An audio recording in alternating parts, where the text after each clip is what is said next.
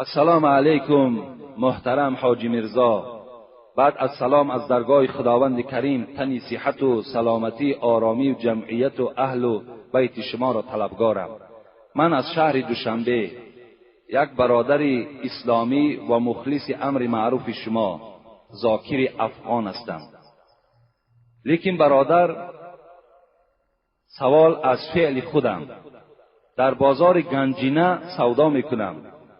کدام دختری گذرد آنها را، یعنی دخترها را، شوخی‌های بی جای و بجا میکنم. این از نگاه اسلام عزیز ما چگونه است فهمانید.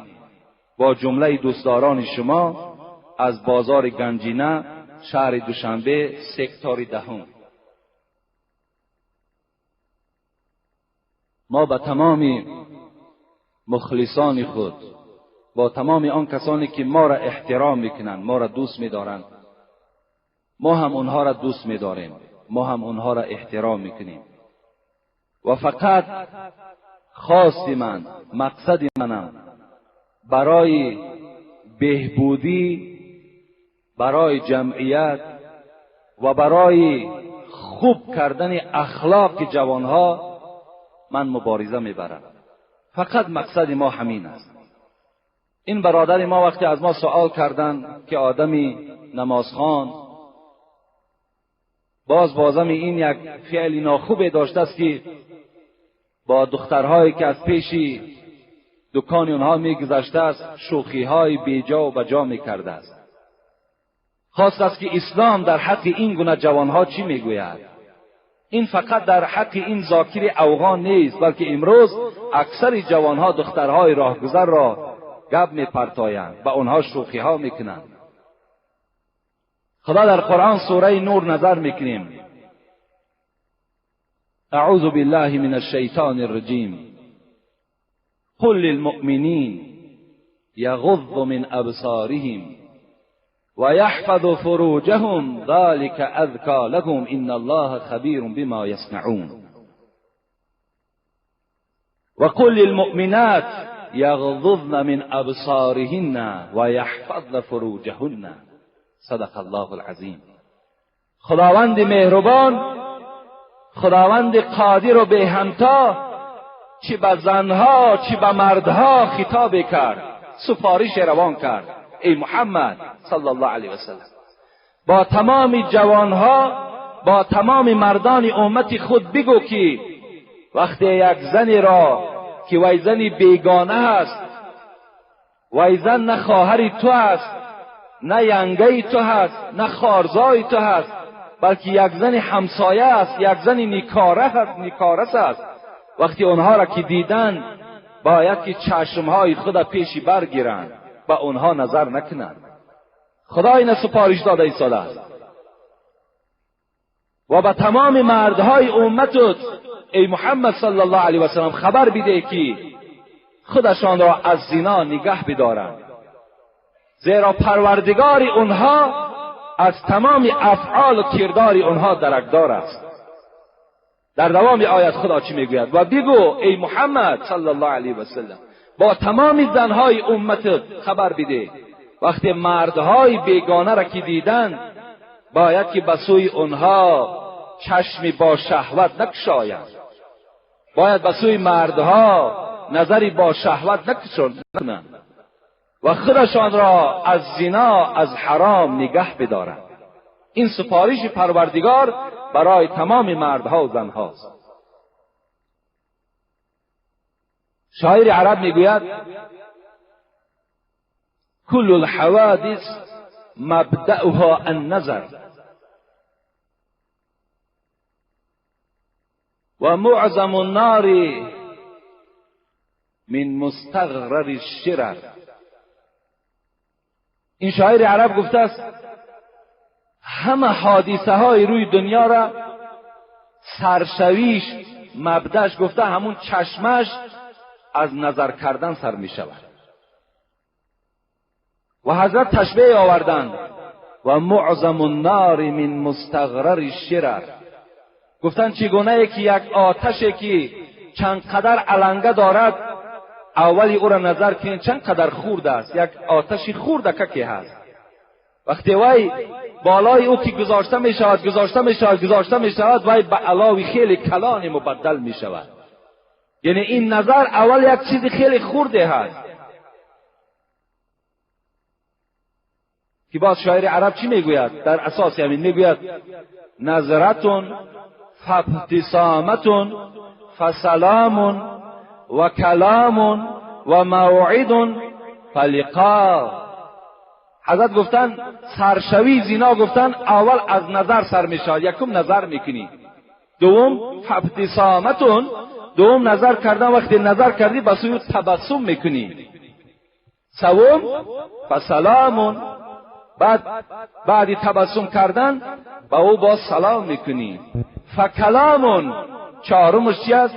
بعد سخنرانی تان سر میشود، فموعیدون، پنجمش گفت بعد جای موعید اعلان میشود به فلان جا را بیا، ششم فلقا، بعد شما با یکدیگر میرسید. اولی سرچشمش چی بود؟ نظرتون، نظر کردن. از نظر کردن سر شد. رسول اکرم حضرت علی را چی گفتند؟ لا تتبع النظرة النظر فإن لك الأولى وليس لك الآخر. علی گفتند یک بار که چشم تو با این زنها میگذرد، در یک بار خدا تو را محاسبه نمیکند، خدا تو را عقاب نمیکند، خدا تو را عذاب نمیدهد. وقتی یک بار نگاه میکنی ولیس لک الاخر، لیکن علی بدان که دوم بار وقتی نگاه کردی این دومش به ضرر توست. یک بار نگاه کردی ضرری ندارد، زیرا فوق‌العاده شد، نافهمیده شد، لیکن دوم بار از روی شهوت وقتی نظر کردی الله که اینش به ضرر تو حل می شود. جوان عزیز، از این شوخی های بیجا دور باش. یک قصه به یادم آمد، بگوید یک جوان نزد رسول اکرم آمدند و گفتند ای حبیب خدا، همینجا یک تکلیفی شده است، باور کن خودمونم دلاورم نمیشیم، بلکه میگن همینجا یک برای بعضی باز کمبودی هایی که پیدا شده است میگن یک صندوق گردونیم که همون کارگرها تامین شوند. گفته خیلی سخنشون قبول کردیم. یک جوان نزد حبیب خدا آمدند و گفتند ای پیغمبر خدا، من میخواهم که زنا کنم، آیا بر من رخصت نمیدهی؟ یاران پیغمبر که در اطراف پیغمبر نشسته بودند میگوید بی نهایت غضبناک شدند، گفتند این پیغمبر خدا را مسخره میکند و این نمیداند که پیغمبر خدا دائما به ضد زنا از آیه های کریمه صحبت میکند. میگه رسول اکرم که بسیار آدمی با صبر و مهربان بودند چیکار کردند؟ در حال جوان را گفتند نزد من نشین، گفتند نشست. گفت ای جوان، گفتند زنا میخواهی؟ گفت بله زنا میخواهم. گفت آیا میخواهی که با مادر تو کسی زنا کند؟ گفت نه ای پیغمبری خدا نمیخواهم. گفت میخواهی که با زنی تو کسی زنا کند؟ گفت نمیخواهم. گفت میخواهی که با اپی تو کسی زنا کند؟ گفت نه نمیخواهم. میخواهی با خواهری تو کسی استراحت کند؟ گفت نه نمیخواهم. با خاله و با عمت میخواهی کسی استراحت کند؟ گفت نه نمیخواهم.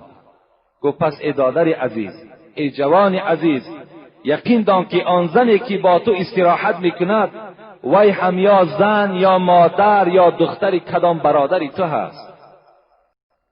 این جوان میگه از جای خود خیز. گفت پیغمبری خدا در حق من دعا کن. رسول اکرم 3 دعا کردند. پروردگارا فرج این جوان را از زنا نگه بدار. پروردگارا دل این جوان را صاف و مجلا بگردان. پروردگارا گناهان این جوان مغفرت بگردان. آمین یا رب العالمین کردند.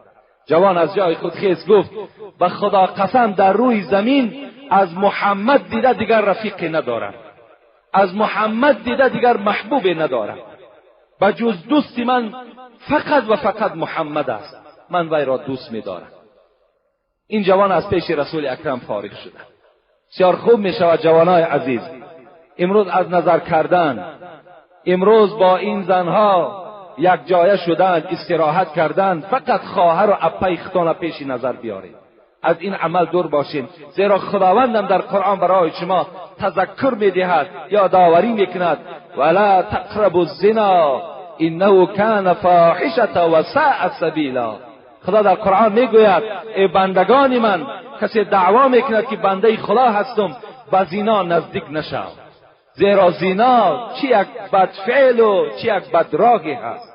شما وقتی اگر زناکار شوین جوانای عزیز، دیگر شما حیات شیرین نمیبینید، شما دیگر با زنتان معامله خوب کرده نمیتانید، دیگر زنتان دوست نمیدارید، برای شما ان دخترهای کوچه محبوبتر میشود، شما دیگر با یک زن زندگی کرده نمیتانید، بلکه در حال روز به روز طلاق تو زیاد شدن میگیرد. این بسیار اثرهای ناخوب دارد. بین امروز خداوند 1450 سال پیش قریب ما و شما را گفت به زنا نزدیک نشوین. حکمتش امروز برآمد. سپید کی درک داشت؟ از کسل سپید کی درکدار بود؟ امروز دنیا را سپید اشغال کردگی هست، هیچ تبابتی ندارد. سرچشمش از چی است؟ از زنا کردن است.